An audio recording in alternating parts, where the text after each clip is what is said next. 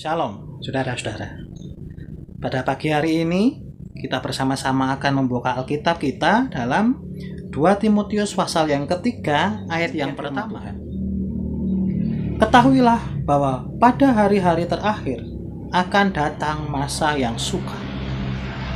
Saudara yang dikasih Tuhan, jangan heran jika hari-hari ini banyak orang yang mengeluh akan sulitnya kehidupan. Karena Alkitab memang sudah mengatakan bahwa menjelang hari-hari terakhir akan datang masa yang sukar. Saudara yang dikasih Tuhan, kata sukar di sini dalam bahasa aslinya, dalam bahasa Yunani, menggunakan kata kalepos. Kata kalepos ini muncul juga dalam Injil Matius pasal yang ke-8 ayat yang ke-28, di mana di situ ada peristiwa Yesus menyembuhkan orang yang kerasukan setan di Gadara. Nah, orang yang kerasukan setan itu dikatakan berbahaya. Kata berbahaya itu juga menggunakan kata kalepos. Dari sini bisa kita ambil kesimpulan bahwa dalam 2 Timotius pasal 3 ayat yang pertama yang dikatakan akan datang masa yang sukar, kesukaran ini disebabkan oleh kuasa-kuasa jahat. Seperti halnya orang yang kerasukan setan itu menjadi berbahaya karena dirasuki kuasa jahat. Masa-masa ini adalah masa-masa yang jahat.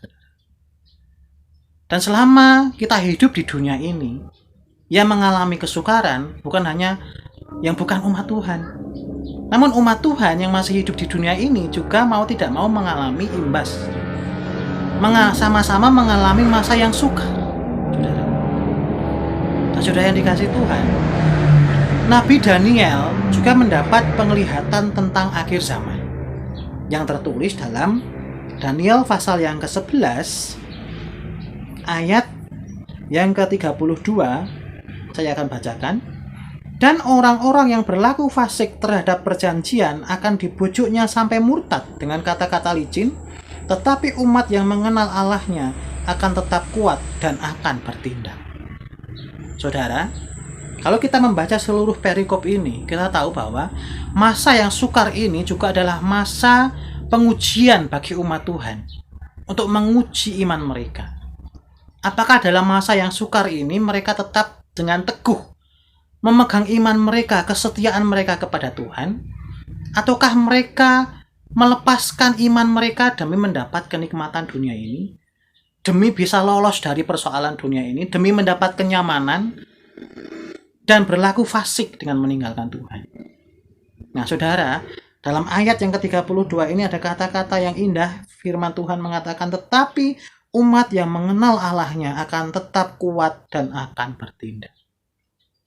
Jadi yang menang menghadapi persoalan dunia ini, akhir zaman ini adalah umat yang mengenal Allahnya.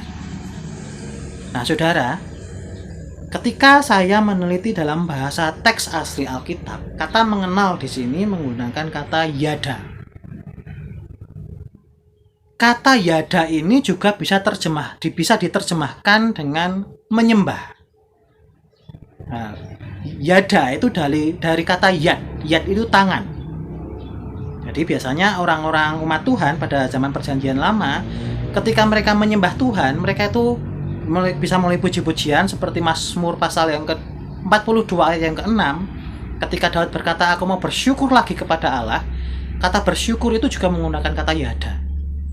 Tapi demikian juga ketika seorang datang ke misbah Tuhan, dia mengangkat tangan, mempersembahkan korban di atas misbah, menyembah Tuhan, itu juga yada. Karena yada itu posisi tangan terangkat, berserah kepada Tuhan. Dan apa yang dilakukan ketika orang menyembah dengan kata yada ini? Orang ini memberikan korban di atas misbah.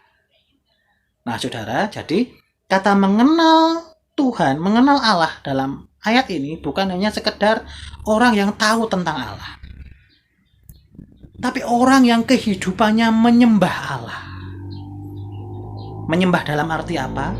Menyembah dalam arti ia mengorbankan sesuatu yang ia tahu ia bisa menyenangkan hati Tuhan. Dalam perjanjian lama, orang datang ke bait suci dengan membawa korban sembelihan, sapi, domba, kambing, dan sebagainya, saudara. Nah, dalam masa sekarang umat Tuhan, apakah kita juga harus membawa sapi, domba seperti itu? Tidak, saudara. cinta itu selalu identik dengan pengorbanan. Jadi saudara, kalau ada orang mengaku cinta kepada kita, namun ia hanya menuntut, ketika kita tidak melakukan keinginannya, dia marah. Dia hanya selalu ingin dituruti. Nah, itu bukan cinta. Itu posesivitas. Yang namanya cinta yang sejati itu kerinduan untuk rela berkorban demi yang dicintai, agar yang dicintai itu senang. Demikian juga ketika kita mengaku cinta kepada Tuhan, mengenal Tuhan, kita akan menjadi pribadi yang rela mengorbankan apapun yang penting Tuhan senang. Kita rela mengorbankan waktu kita.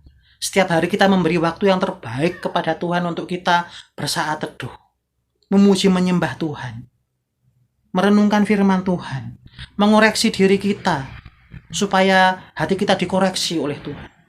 Yaitu misbah di hadapan Tuhan. Itu kita mengorbankan waktu kita untuk Tuhan.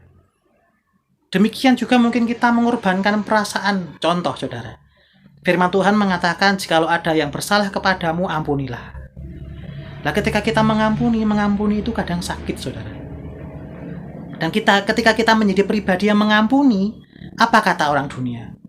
Mungkin kita dianggap takut. Mungkin kita dianggap bodoh. Oh, harusnya kamu membalas begini-begini. Saudara, ketika kita dianggap rendah karena kita melakukan firman Tuhan, itu kita sudah berkorban perasaan.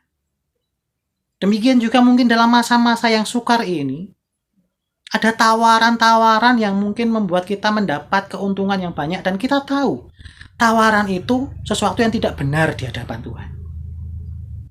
Tetapi kita berani menolak. Nah, itu kita juga sudah berkorban untuk Tuhan. Kita rela kehilangan sesuatu yang mungkin bisa kita nikmati demi menyenangkan Tuhan. Nah, itu kita sudah berkorban untuk Tuhan. Pengenalan kita kepada Tuhan terwujud dengan pengorbanan kita kepada Tuhan. Dan umat yang demikian dikatakan umat yang tetap kuat dan bertindak. Saudara yang dikasihi Tuhan, Tuhan tidak hanya ingin kita bisa survive, kita bisa melewati persoalan yang ada, dan cukup di situ tidak. Banyak orang yang bisa melewati persoalan, mendapat kenyamanan, namun kehilangan iman. Kehilangan perkenanan Tuhan dalam hidupnya. Banyak orang yang seperti itu. Yang diinginkan Tuhan adalah kita bisa melewati persoalan, namun iman kita semakin kuat. Kita semakin dekat dengan Tuhan. Nah, itulah arti kemenangan yang sesungguhnya. Di hari-hari ini, mari saudara, kita koreksi diri kita. Kita menjadi pribadi-pribadi yang benar-benar mengenal Tuhan, yang terwujud dalam penyembahan kita kepada Tuhan. Apakah pengenalan kita sudah terwujud dalam penyembahan kita kepada Tuhan? Semoga setiap kita menjadi pribadi-pribadi yang menang dalam akhir zaman. Terima kasih saudara, Tuhan Yesus memberkati.